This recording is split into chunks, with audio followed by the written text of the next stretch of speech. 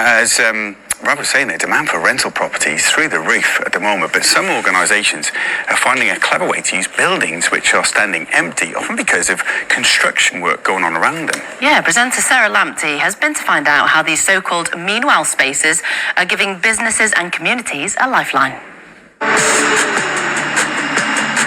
City skylines are not complete without towering cranes and the noise of construction sites.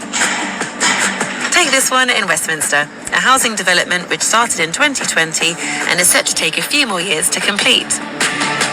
But what's interesting about this development is this. Whilst other parts of the site are being worked on, this area, currently awaiting construction, is being put to good use, providing affordable retail units and community spaces. It's known as meanwhile use. It's a term that's used to describe land being used temporarily, while otherwise it would be sat completely empty waiting to be redeveloped. Dorota Shelakowska is renting one of the small spaces and has set up her own shop showcasing unknown designers. Dorota, this shop is so beautiful. What does it mean to you when you walk through those doors every morning? It means a lot to me because I finally feel I can give some voice to relatively unknown artists, designers from Poland and Czech Republic. Now I can hear some hammering going on. Nothing. We're in the middle of 3 building sites, so a little bit of pollution and noise, it's something we just have to put up with. But otherwise, it's, I do like to feel we're contributing to the local communities. All the spaces here are in line with local rates and regulated to make sure they stay fair.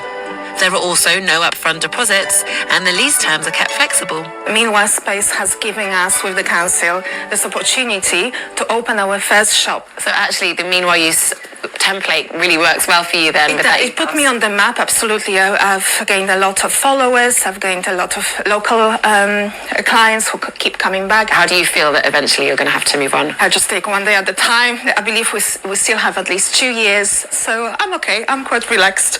I'm building my customer base, so I'll be confident I can take my shop somewhere else when the time comes. Next door to Dorota is newcomer Anastasia Stanislaus Temu, who runs a Tanzanian arts and culture shop. So how did you find out about this meanwhile use space? Right next to where I used to live before, they converted, I think it was an underground car park, but obviously this unit there was too big, so I asked what other units that they have that could fit my budget. Fantastic, so you ended up here.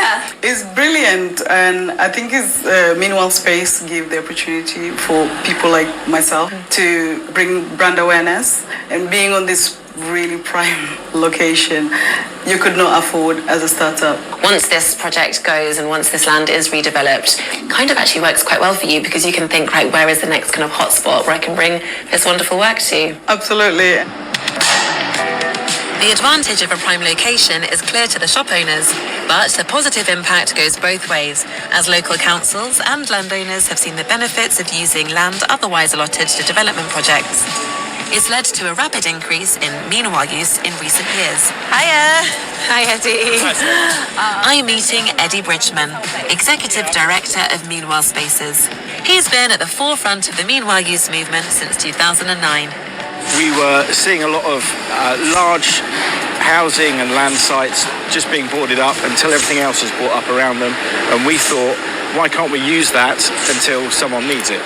Tell me about the nature of the schemes then. When we first started, what people were wanting to use it for was for cultural experiments, whether it's artists or some sort of installation.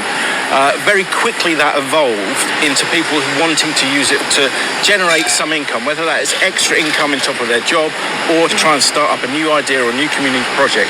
We try and represent what local people want, so that is workspace, whether it's in a retail outlet or an office or a studio. And somewhere like here, we've got a community hall which offers childcare for 2 or 3 days a week, and then the rest of it is booked for yoga classes, Zumba classes, all those kind of things which local people can just come and book in. And then thinking about the benefits to the local area then, I imagine it would deter antisocial behaviour perhaps? Yeah, I mean, if you look at this space here, we're not far from Victoria Station. So, yeah, I mean, use is better than no use. As well as a reduction in disused sites, research shows meanwhile use spaces reduce vandalism, antisocial behaviour and crime. And even though places like this are temporary, the environmental impact is factored in from the start. What will actually happen to the material here then once it's no longer needed? It's been designed so it can come down piece by piece and be reused elsewhere. Our buildings are entirely demountable, so they can be literally folded down, put up and put up elsewhere. There is very, very little waste involved. Ah, fantastic. And on to the next side. On to the next one. I've got a really solid idea, say, and I really want to start with something. I need a space, I maybe need some building. Where do I begin? Just search online and ourselves or many of our other providers will come up. And if you don't have access online, then go into your council and they will be able to point you to the right people. A little further east, in Hackney, another housing development site is being used as a useful meanwhile space.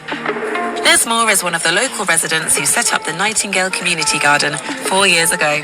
Before what you see was here, the site was just pure concrete. Everything had been demolished. So at one meeting I suggested, well, why can't we, as residents, take over the space as a meanwhile space and at least turn it into something useful? It's not only to demonstrate to residents how to grow, but also to the importance of nature. Most people in inner London live in flats with balconies. So this garden is a demonstration site for getting people who aren't usually engaged in nature to get involved, get started. To me, these meanwhile spaces seem like a win-win situation. Not only can they give opportunities to new businesses, they can help the community reduce antisocial behaviour and tackle building site eyesores. Perfect.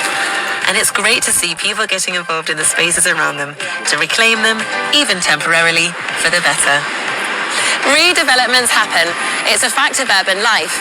But what's been great to see today is that land still can be used whilst the builders are in or on their way, giving our towns and cities fewer empty spaces and more useful places. Brilliant idea. And it doesn't matter if you are in a city or in rural areas.